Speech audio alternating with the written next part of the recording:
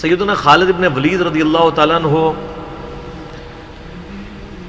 کو اللہ تعالیٰ نے مشرکین عرب سے اٹھا کے رومن اور پرشین امپائر کے اوپر دے مارا. بڑی ایکسٹرا آرڈنری پرسنالٹی. نبی علیہ السلام کی اعلان نبوت کے بعد 19 سال تک کافر رہے ہیں. اس 19 سالوں میں موت بھی آ سکتی تھی لیکن اللہ نے زندہ رکھا ہے. حتیٰ کہ غزوہ احد کے موقع پر نبی علیہ السلام کے جو 4 دانت شہید ہوئے ہیں جو بخاری مسلم میں آتا ہے حضرت خالد بن ولید کی وجہ سے ہوئے ہیں. انہوں نے وہ جب درہ چھوڑ دیا تھا عبداللہ ابن جبیر اور باقی ان کے ساتھیوں نے, عبداللہ ابن جبیر نے تو نہیں چھوڑا تھا, چند ساتھیوں نے, تو یہ پیچھے سے آگے حملہ آور ہوئے اور نبی علیہ السلام کی بددعا ہے ان کے اس موقع پہ. نبی علیہ السلام کی مبارک زبان سے نکل گیا, اللہ ایسی قوم کو کیسے ہدایت دے گا جنہوں نے اپنے نبی کا چہرہ خون سے رنگ دیا. تو سورہ ال عمران میں جہاں پہ صحابہ کرام کو اللہ تعالیٰ نے گرفت کی ہے نا 60 آیات میں کہ غزوہ احد پہ تم نے یہ غلطی کی, پھر اینڈ پہ معاف بھی فرما دیا. پہلی گرفت نبی علیہ السلام پہ آئی ہے, لیس لک من الامر شیء. نبی آپ کو تو کوئی اختیار نہیں, اللہ چاہے ان کو ہدایت دے دے. ہوئے ہوئے ہوئے ہوئے, اور اسی کو ہدایت بھی مل گئی. اسی پیگن کو اللہ نے اٹھایا ہے. پیگن انگلش میں کہتے ہیں بت پرست. آپ گوگل پہ جا کے لکھیں حضرت خالد بن ولید کا تعارف کہ ایک عرب کا پیگن اللہ نے اٹھا کے اسے رومن اور پرشین امپائر لٹوا دیا. پھر 19 سال تو کفر میں گزرے ان کے, اسلام میں ان کے 19 سال نہیں گزرے سر, بمشکل 10-11 سال. لیکن انہوں نے اپنے 19 سالوں کے بھی سارے گناہ دھلوا دیے. جو کچھ کیا پھر اور جو کچھ اللہ نے ان سے کام لیا. یہ ایک الگ سے تلخ حقیقت ہے کہ سیدنا خالد بن ولید سے نبی علیہ السلام کے مبارک زمانے میں بھی اور بعد میں بھی بحیثیت انسان کچھ غلطیاں ہوئی ہیں, بخاری مسلم میں رپورٹ ہوئی ہیں. لیکن کسی شخص کی چند ایک غلطیوں سے اس کا پورا پلڑا ادھر کا ادھر نہیں ہو جاتا. اللہ بھی قیامت والے دن نیکیوں اور برائیوں کو تولے گا. نیکیاں زیادہ ہوں گی تو پھر اس کو یہ نہیں کہا جائے گا کہ یہ تو نے اتنی بڑی برائی کیوں کی تھی, پھر وہ پاس ہو چکا ہے. چاہے کسی ایک سوال میں اس کے 0 نمبر بھی آئے ہوئے ہیں, پاس ہو چکا تو اس کا تانا بھی نہیں دیا جائے گا, نیور.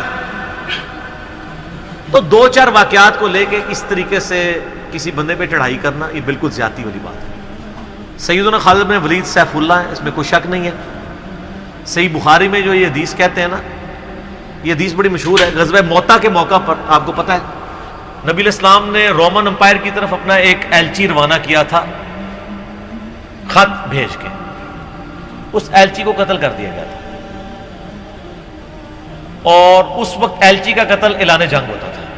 تو نبی علیہ السلام نے ایک لشکر روانہ کیا زید بن حارثہ کی قیادت میں. نبی علیہ السلام کے منہ بولا بیٹا جس کا نام قرآن میں, واحد صحابی جس کا نام قرآن میں زید. لیکن ساتھ ہی آپ نے فرمایا, صحیح بخاری میں الفاظ ہیں کہ اگر زید فوت ہو جائے, مسند احمد میں ڈیٹیل موجود ہے انہی الفاظ کے ساتھ, کہ زید فوت ہو جائے تو جعفر کو اپنا امیر بنا لینا. جعفر فوت ہو جائے, شہید ہو جائے, تو پھر عبداللہ بن رواحہ کو بنا لینا. اگر وہ بھی شہید ہو جائے پھر تو اپنی مرضی سے کسی کو امیر چن لینا. یہ مسند احمد میں ہے. بخاری میں الفاظ ہیں کہ صحابہ کرام کہتے ہیں نبی علیہ السلام مدینہ شریف میں تھے اور آپ علیہ السلام کی آنکھوں سے مسلسل آنسو رواں تھے, اور آپ نے کہا کہ میرے زید کو شہید کر دیا.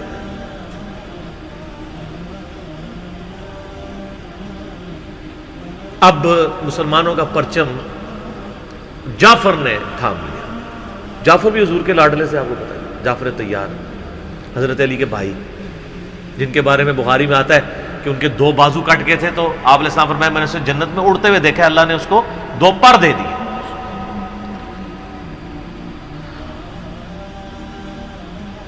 نجاشی کے دربار میں انہوں نے ہی آپ کو پتہ سورہ مریم پڑھی تھی.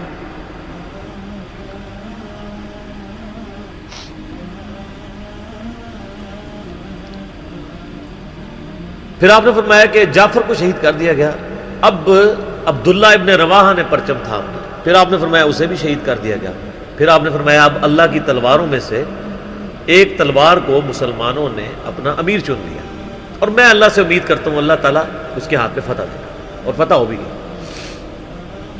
یہ بخاری کی جو حدیث ہے نا, اس کے اوپر امام بخاری نے باب باندھا ہے مناقب خالد ابن ولید، حالانکہ اس میں خالد ابن ولید کا نام نہیں تھا، لیکن اس حدیث کے اوپر باب کیا باندھا؟ خالد ابن ولید، کیونکہ وہ سیف اللہ وہ تھے، سیوف من سیوف اللہ، اللہ کی تلواروں میں سے ایک تلوار کے ہاتھ میں جھنڈا آ گیا، اللہ تعالیٰ فتح دے دے گا، فتح ہو گئی۔ اس کے 3-4 طریقے بخاری میں، باقی طریق کے اندر نہ خالد بن ولید کا نام بھی موجود ہے کہ خالد بن ولید کے ہاتھ میں اب پرچم آ گیا، اللہ نے فتح دے دی۔ اچھا، اور وہ فتح یہ ہوئی کہ بہت بڑا لشکر سامنے سے آ گیا تھا، حضرت خالد بن ولید اپنے لشکر کو بچا کے واپس لے آئے۔ یہ غزوہ موتا تھا، اور صحیح بخاری میں آتا ہے کہ 9 تلواریں حضرت خالد کے ہاتھ میں ٹوٹی تھیں اس دن، 9 تلواریں اس جنگ کے اندر۔ واپس آ گئے، پھر بعد میں خیر وہ ایک رومن امپائر والا پھر یرموک پہ جا کے کنکلوژن ہوئی نا۔ یہاں پہ بخاری میں الفاظ ایک طریق میں خالد بن ولید ہیں، دوسری میں سیف اللہ، اور امام بخاری نے باب بھی باندھ دیا تو سیف اللہ ثابت ہو گیا۔ اسی حدیث کا جو طریق مسند احمد میں ہے اس میں الفاظ ہیں اللہ کی تلواروں میں سے ایک تلوار خالد ابن ولید۔ جامعہ ترمذی میں ایک حدیث صحیح سند کے ساتھ ہے کہ نبی علیہ السلام کے سامنے سے حضرت خالد ابن ولید گزرے تو آپ نے فرمایا کہ خالد بن ولید کتنا نیک بندہ ہے اللہ کا، اللہ کی تلواروں میں سے ایک تلوار ہے۔ آپ دیکھیں جس شخص کے لیے نبی علیہ السلام کی مبارک زبان سے بددعا نکلی، اسی مبارک زبان سے ان کو اللہ کی تلوار کا قرار دے دیا گیا۔ ذالک فضل اللہ یؤتی من یشاء، یہ اللہ کی بے نیازی ہے۔ آپ تو کسی ایسے شخص کو معاف بھی نہ کرتے جس کی وجہ سے نبی کے 4 دانت شہید ہوئے، اللہ دیکھیں کیسے کیسے مجرمین کو معاف کر کے کس ایپیکس پہ فائز کر دیتے ہیں، بندے نہیں معاف کرتے۔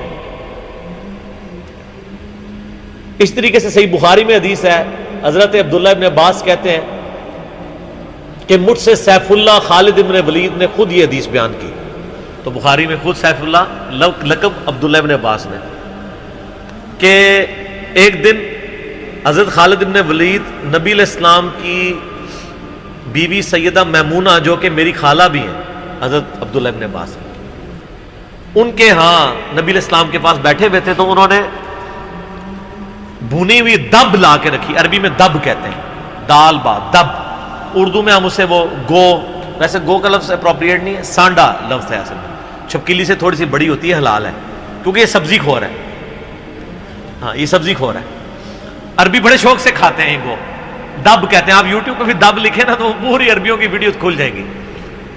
دب لا کے رکھی گئی بھنی ہوئی، تو حضرت خالد بن ولید کہتے ہیں میں بڑے شوق سے کھانا شروع کیا اور حضور مجھے بڑے دیکھ رہے تھے ایسے، وہ یعنی اتنے ذوق و شوق سے کھا رہے تھے، تو میں نے کہا یا رسول اللہ آپ بھی؟ تو آپ فرمایا کہ میرے علاقے کی غذا نہیں ہے، میں نہیں کھاتا، یعنی حرام۔ ان کا یا رسول اللہ کیا حرام ہے؟ آپ فرمایا نہیں حرام نہیں ہے، مجھے پسند نہیں۔ اس سے یہ بھی بات پتہ چلی کہ اگر کسی کو کوئی رزق پسند نہ ہو تو اس میں کوئی گناہ اور عیب والی بات نہیں ہے۔ یہاں تو کہتے ہیں جس کو کدو پسند نہیں ہے اس کی گردن اتار دو، کہنا نہ ہو۔ قاضی ابو یوسف کی طرف ایک جھوٹا واقعہ مشہور کیا ہوا ہے،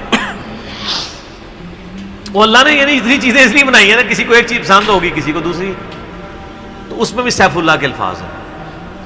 اس کے علاوہ صحیح مسلم میں ایک حدیث ہے، آپ کو پتا ہے ذوالخویسرہ التمیمی نجدی خبیث جس نے کہا تھا اے محمد اللہ سے ڈر اور انصاف کر، بخاری مسلم دونوں میں آتا ہے، تو آپ فرمایا اگر میں انصاف کرنے والا نہیں تو کون ہے؟ تو وہاں پہ الفاظ ہیں مسلم شریف میں، یہ بخاری میں بھی حدیث ہے، مسلم کے الفاظ ہیں کہ حضرت عمر فاروق رضی اللہ عنہ کا یا رسول اللہ اجازت ہے میں اس منافق کی گردن اڑا دوں، اور وہاں پہ الفاظ ہیں پھر سیف اللہ خالد کھڑے ہوئے، وہاں بھی لفظ ہے سیف اللہ، انہوں نے کہا یا رسول اللہ اجازت دیں، آپ فرمایا چھوڑ دو، لوگ کہیں گے یہ اپنے ساتھیوں کو مرواتا ہے، کوئی کلمہ گو تو تھا نا وہ، اس کی نسل سے بھی لوگ پیدا ہوں گے، ان کے خلاف قتال کرنے والے مخلوق کے بہترین لوگ ہوں گے۔ اور ابو سعید خدری کہتے ہیں کہ وہ حضرت علی کے زمانے میں جب یہ ظاہر ہوئے تو حضرت علی کے ساتھ مل کے ہم نے ان خوارج کے خلاف قتال کیا تھا، تو یہ مسلم میں بھی سیف اللہ کے الفاظ موجود ہیں۔ باقی حضرت خالد بن ولید رضی اللہ تعالیٰ عنہ کی پرسنالٹی یعنی بڑی ایکسٹراڈنری ہے۔ آپ دیکھیں کہ آلموسٹ ان کی جو عمر مبارک ہے وہ بلو 45 تھی جب وہ فوت ہوئے، حضرت عمر کے دور کے اندر۔ حضرت ابوبکر صدیق کے دور کے اندر وہ آرمی چیف تھے، وہ سر عمر سیریز پھر دیکھیں تو آپ کو پتہ چلے، انہوں نے ایک ایک چیز فلمائی ہے۔ مسیلمہ کذاب کے خلاف قتال میں کون لیڈ کر رہا تھا؟ خالد بن ولید۔ جتنے عرب کے قبائل مرتد ہوئے ہیں ان کے خلاف حضرت خالد بن ولید کو بھیجا. اور اس کے بعد پرشین امپائر کا جب جہاد شروع ہوا ہے تو شروع کی ساری مہمات میں حضرت خالد بن ولید تھے.